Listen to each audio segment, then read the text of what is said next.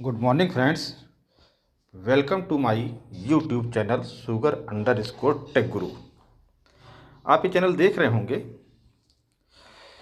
तो आज बताए हुए important question for centrifugal pump का कुछ न्यूमेरिकल हैं जो कि इंटरव्यू पॉइंट ऑफ व्यू से बहुत बढ़िया है, उसके बारे में बताना चाहते हैं। तो पार्ट फर्स्ट में हम आपको बताएंगे कि पंप का फ्लो रेट और पंप का पावर कैलकुलेशन के बारे में। ठीक है, इसका न्यूमेरिकल देंगे। दूसरा जो ये पार्ट है जो हम आपको दे रहे हैं कि शाफ्ट के पावर कैलकुलेशन और इम्पेलर डाया कैलकुलेशन, इसका न्यूमेरिकल हम आपको देंगे। आपको सॉल्व करके कमेंट बॉक्स में बताना है, सॉल्व करके। तो सेंट्रीफ्यूगल पंप के कुछ क्वेश्चन हैं जो कि बहुत इम्पॉर्टेंट है, जो कि बहुत जगह आपको इंटरव्यू वगैरह में पूछे जाते हैं। बहुत सिंपल कैलकुलेशन है। इसको हमने पार्ट फर्स्ट और पार्ट सेकंड में बनाया है, इसलिए कि पहला पार्ट तो हम आपको न्यूमेरिकल का जो है विद एग्जाम्पल बता देंगे। सेकंड पार्ट का क्वेश्चन दे देंगे, ये आप अपने आप सॉल्व करिएगा। फिर यदि नहीं आएगा तो नेक्स्ट वीडियो में आपको पार्ट सेकंड कैलकुलेट करके बता देंगे। ठीक है, तो पार्ट फर्स्ट में ये है क्वेश्चन, फ्लो रेट का कैलकुलेशन निकालना है और पावर कैलकुलेशन निकालना है पंप का। दूसरे पार्ट में हम क्वेश्चन देंगे इम्पेलर डाया का कैलकुलेशन और शाफ्ट पावर कैलकुलेशन। कंफ्यूज ना होइएगा, पावर कैलकुलेशन और शाफ्ट पावर कैलकुलेशन। क्लियर? तो सबसे पहले हम इसी पर ही आएंगे, क्वेश्चन पर। तो ये क्वेश्चन सॉल्व करने के पहले आप अपने माइंड में ये चीज़ फीड कर लीजिए। एक होता है एफिनिटी लॉ। क्यू जो होता है हम फ्लो रेट डिनोट करते हैं, जिसको आप कैपेसिटी भी बोलते हैं। ठीक है, पंप की कैपेसिटी। एच आपका हेड, पी आपका पावर।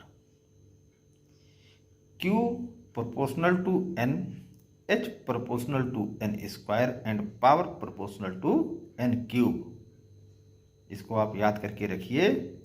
और एन क्या है? RPM of pump.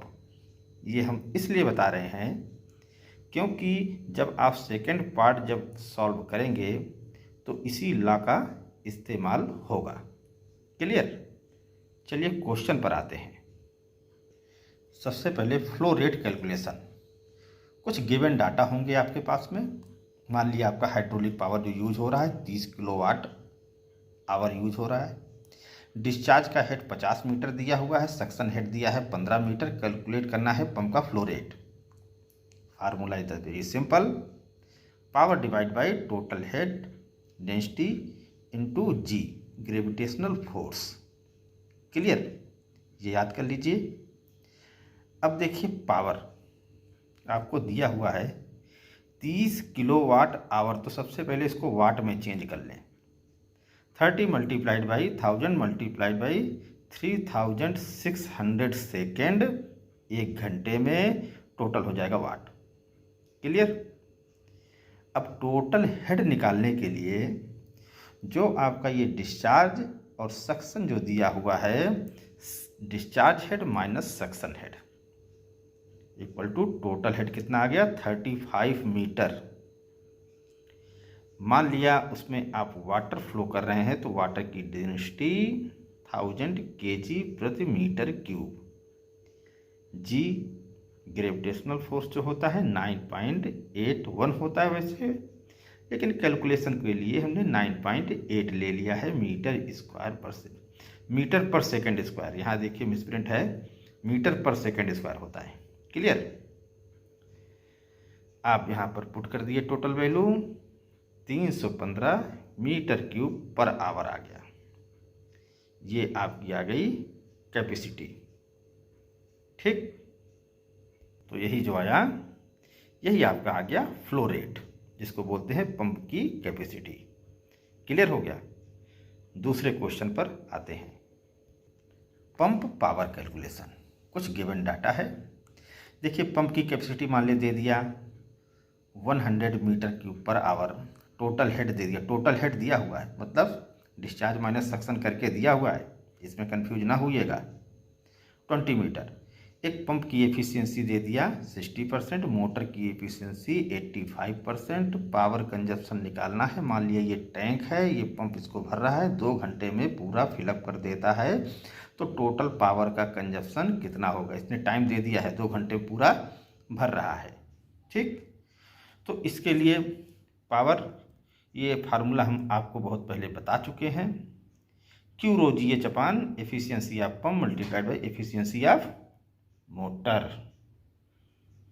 Q rho G H देखिए, सबको सबसे पहले एक यूनिट में बदल लें। देखिए मीटर क्यूब पर सेकंड में हमने सबसे पहले यही चेंज कर लिया। ठीक है, 1000 ये सब टोटल कर दिया। क्लियर है। अब टोटल वैल्यू यदि आप पुट करेंगे तो आपका कितना आ जाएगा, 10,675 वाट। किलोवाट में करने के लिए 1000 से भाग कर देंगे, कितना आ जाएगा, 10.67। आपका टैंक फिल जो हो रहा है 2 घंटे में, तो मल्टीप्लाई कर दिया 2 से, 21.34 किलोवाट आवर आ गया आंसर। हम सबसे पहले आपको ये बोल रहे थे कि यहाँ पर आप मीटर क्यूब पर सेकेंड और ये मीटर ये रख दीजिए। इसको करने के लिए पीछे रीजन क्या है इसको बताना चाहते हैं। देखिए metre cube per second, density KG प्रति metre cube, head metre, gravitational metre per second square. Metre cube cut गया तो KG metre square metre per second square into second. Newton जो होता है, फोर्स जिसे बोलते हैं, उसको क्या होता है, KG metre per second square. Newton लिख दिया, मीटर पर सेकेंड हो गया। Newton into metre equal to watt होता है, वर्क। ठीक, वर्क अपॉन टाइम, ये वाट हो जाता है। ये आपको मालूम है, P बराबर W/T, ये फार्मूला आता है, power equal to work upon time. तो यहाँ से आपको इजीली समझ में आ जाएगा। इसीलिए हम बोल रहे थे कि आप सबसे पहले एक यूनिट में चेंज कर लें। ये समझने के लिए है आपको कि ऐसे ऐसे यहाँ पर कट के ये होता है। क्लियर। और जो लास्ट में हम आपसे क्वेश्चन पूछना चाहते थे, इम्पेलर डाया का कैलकुलेशन।